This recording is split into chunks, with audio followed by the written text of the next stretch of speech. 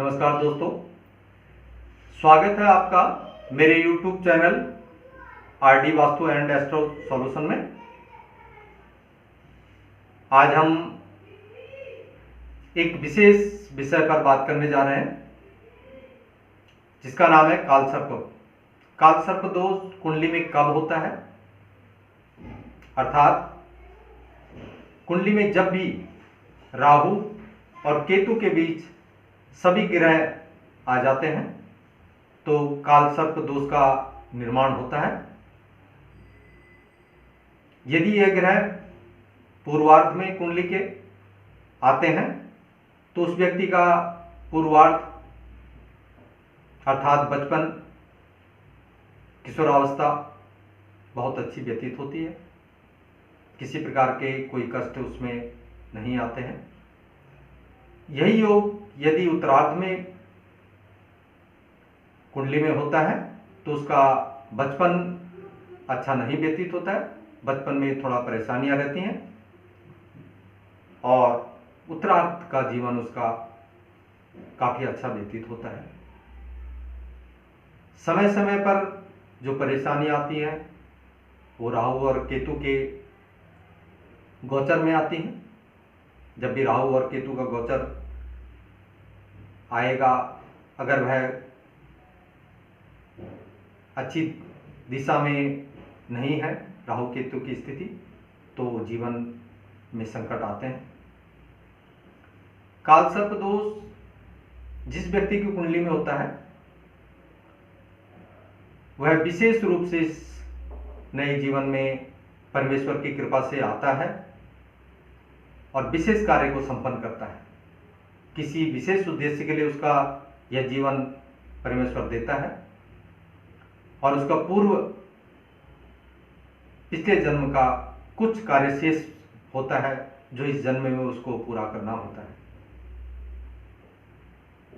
चाहे वह अच्छा कार्य हो या बुरा कार्य हो। यदि कुंडली में ग्रह अच्छी दिशा में बैठे हैं, अच्छे घरों में स्थापित हैं, अपने उच्च में बैठे हैं और उन पर अच्छे ग्रहों की दृष्टि है तो वह आपको जीवन में बहुत अच्छा फल देते हैं। वही अगर कुंडली में राहु केतु की स्थिति खराब है तो आपको बुरे परिणाम झेलने पड़ेंगे। राहु भोग विलास का कारक है और व्यक्ति को भोग विलास की ओर लेकर जाता है। यदि कुंडली में 4, 8 और 12वें स्थान पर राहु बैठे हैं तो निश्चित है कि यह परिणाम अच्छा नहीं देंगे। व्यक्ति को धन के लालच में फंसा देंगे, ऊंचाइयों पर ले जाएंगे और ऊंचाई से ले जाकर फिर नीचे गिरा देंगे। राहु व्यक्ति की बुद्धि को भ्रमित कर देता है। उसको स्वयं के अलावा दूसरा कोई अच्छा नहीं लगता है। जो कार्य वह कर रहा है उसको वह ठीक समझता है और दूसरे के बताए गए अच्छे विचारों को वह ग्रहण नहीं करता है, उनको वह गलत मानता है। राहु व्यक्ति को इस जीवन की चमक धमक में लेकर जाता है, भोग विलास कराता है, शारीरिक मानसिक सभी प्रकार के भोग उसको प्राप्त कराता है। व्यक्ति की बुद्धि भोग विलास में लिप्त हो जाती है, उसका चरित्र खराब हो जाता है। यही अगर कुंडली में साथ ही साथ कालसर्प दोष के यदि मांगलिक दोष भी उत्पन्न हो जाता है और मंगल शुक्र के घर में या शुक्र मंगल के घर में या मंगल की शुक्र पर दृष्टि रहती है तो उसका चरित्र निश्चित रूप से खराब हो जाता है। साथ ही साथ राहु का प्रभाव तो उस पर है ही और वह जीवन में भोग विलास के लिए इधर से उधर भटकता है, भागता रहता है। अपनी इच्छाओं की पूर्ति के लिए वह किसी हद तक भी चला जा सकता है। उसको सिर्फ अपनी इच्छाएं ही सर्वोपरि नजर आती हैं। धन का आकर्षण रहेगा, धन की तरफ भी भागेगा। हो सकता है चारित्रिक दोष के कारण धन कमाना शुरू कर दे। धन का प्रलोभन रहेगा। साथ ही उसके मस्तिष्क में हमेशा व्यभिचार उत्पन्न होता रहेगा। उस व्यभिचार के लिए वह किसी भी हद तक जा सकता है, अपने परिवार को भी छोड़ सकता है। यहाँ तक कि उसको जीवन में सिर्फ शारीरिक भोग ही विशेष लगता है। इस तरह कालसर्प दोष के कारण जब भी कुंडली में राहु का प्रभाव बढ़ जाता है तो व्यक्ति में यह दोष आ जाता है। वहीं अगर केतु को लेते हैं तो केतु की जो भूमिका है वह मोक्ष की भूमिका है। केतु मोक्ष प्रदान करता है।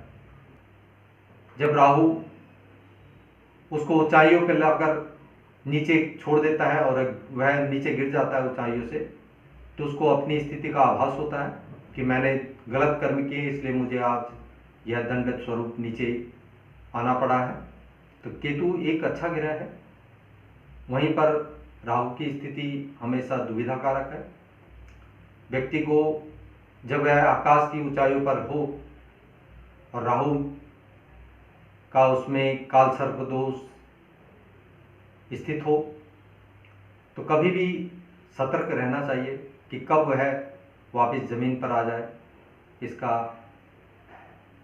समय ही निर्णय करता है। यदि राहु कुंडली में बहुत अच्छी स्थिति में है तो यही कालसर्प दोष व्यक्ति के लिए आशीर्वाद बन जाता है। जैसा कि धीरू भाई अंबानी के कुंडली में कालसर्प दोष स्थित है और वही कालसर्प दोष उनके लिए आशीर्वाद स्वरूप भी है। यहीं अगर हर्षद मेहता की कुंडली आप देखते हैं, जो कि चर्चित रहे हैं काफ़ी, उनकी कुंडली में भी कालसर्प दोष था जो कि उनको आकाश की ऊंचाइयों तक ले गए और फिर वापस जमीन पर पटक दिया। राहु यदि 12वें घर में है तो आपको विदेश भ्रमण भी कराता है। आपकी स्थिति ऐसी कर देता है कि आप बाहर विदेश किसी भी तरह से जा सकते हैं और जाएंगे। परिवार से दूर करता है। आपका जो जन्म स्थान है उससे वह दूर लेके जाता है। अब उस जन्म स्थान में कई बार आप ऐसे कर्म कर सकते हैं कि जो आपको जेल की कालकोठरी में भी ले कर जा सकता है, या किसी एकांत स्थान में आपको विरक्त भी कर सकता है, जहां आप दुनियादारी सब कुछ छोड़ के चले जा सकते हैं और जहां पे आपका अपना कोई नहीं होता। आप सिर्फ अकेले होते हैं, बाकी सारी दुनिया अलग होती है। या कोई ऐसा रोगग्रस्त आपके जीवन में रोग दे देता है जिसके कारण दुनिया आपसे घृणा करने लग जाती है और आप एकांत कालकोठरी में पड़े हुए अपने आप को कोसते हैं कि मैंने ऐसे कर्म क्यों किए। राहु के दुष्कर्म आपके जीवन में जब भी बढ़ेंगे तो उसकी चरम सीमा एक दुखदायी कष्ट लेकर आएगी। वहीं पर जब भी केतु आपके जीवन में अपनी दशा में उत्पन्न होता है और अच्छी स्थिति में कुंडली में विराजमान है तो आपको बहुत ऊंचाइयों पर लेकर जाता है, हर सुख आपको देता है। क्योंकि केतु की स्थिति है कि जिस भी ग्रह के साथ बैठता है, जिस ग्रह के घर में बैठता है और जिस ग्रह की दृष्टि उस पर होती है उसके अनुसार वह कार्य करना शुरू कर देता है। और शुभ ग्रह की अगर दृष्टि केतु पे हो तो केतु बहुत ही उचित फल प्रदान करता है। कालसर्प दोष अपने आप में एक डरावना सच भी है और पिछले जन्म के जो कर्म हैं उन कर्मों को जब व्यक्ति पिछले जन्म में कहीं अधूरा छोड़कर आया है तो इस जन्म में उसको पूरे करने होते हैं। इस काल सर्प दोष में कोई विशेष कार्य भी इस जीवन में होता है, चाहे वो बुरा कार्य हो या अच्छा कार्य हो, वो करना पड़ेगा। वही उसी कर्म के लिए उसका जन्म होता है। काल सर्प दोष का समय रहते निवारण कर लेना चाहिए। काल सर्प दोष यदि किसी की कुंडली में है तो उसको पूजन आदि करके ठीक कर लेना चाहिए। इस काल सर्प दोष को दूर करने के लिए मैं कुछ छोटे से उपाय आपको बतला रहा हूँ।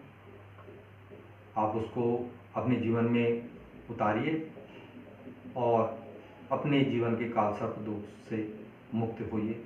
सर्वप्रथम आप एक काला पत्थर ले लीजिए और उस पत्थर से, उस काले पत्थर से आप एक सर्प का निर्माण कराएं और उस सर्प को किसी भी शुभ दिन में किसी भी मंदिर में स्थापित करवा दीजिए। उसका विधि विधान से पूजन कर और उनसे अपने जीवन के लिए शुभ फल चाहने के लिए प्रार्थना करें। काल सर्प दोष का निवारण करने का उचित विधान है। दूसरा, यदि आप किसी तांबे के सर्प को अपने घर में स्थापित करते हैं, एक सर्प बनवा लीजिए तांबे का और उसको अपने घर में पूजा स्थान में स्थापित करके विधि विधान से प्रतिदिन 1 वर्ष तक आप उसका पूजन कीजिए और उनसे अपने जीवन में अच्छे फल देने के लिए प्रार्थना कीजिए। और 1 वर्ष उपरांत उस सर्प को आप किसी पवित्र नदी में, किसी पवित्र जलाशय, काल सर्प दोष निवारण के लिए एक उपाय और है। आप श्रावण मास में नाग पंचमी के दिन जिस भी प्रकार की सब्जियां होती हैं जो कि सांप के आकार की होती हैं, टेढ़ी मेढ़ी, उन सब्जियों को इकट्ठा करके लेकर गरीब व्यक्ति को दान कर दीजिए, वितरण कीजिए उन सब्जियों का। उससे भी काल सर्प दोष का निवारण होता है। किसी भी मास के संक्रांति जब आती है उसके बाद जब प्रथम सोमवार आता है उस दिन आप नाग और नागिन का जोड़ा शिवलिंग पर चढ़ाकर काल सर्प दोष की मुक्ति के लिए भगवान शिव से प्रार्थना कर सकते हैं। इस तरह से आप काल सर्प दोष के निवारण के लिए स्वयं ही उपाय कर सकते हैं। बाकी विधि विधान तो आप पंडितों द्वारा जो है धन धान्य लेकर पूर्ण किया जाने वाला है, वो भी कर सकते हैं जिसके पास धन है। मैंने आपको जो भी उपाय बताए आप अपने मित्रों को, दोस्तों को, जो भी इसका लाभ उठाना चाहें उनको भेज सकते हैं। मेरे चैनल को आप सब्सक्राइब करें, लाइक करें, शेयर करें और जीवन में इन उपायों को अपनाइए। निश्चित है कि आपको लाभ होगा। नमस्कार। ओम नमो नारायण।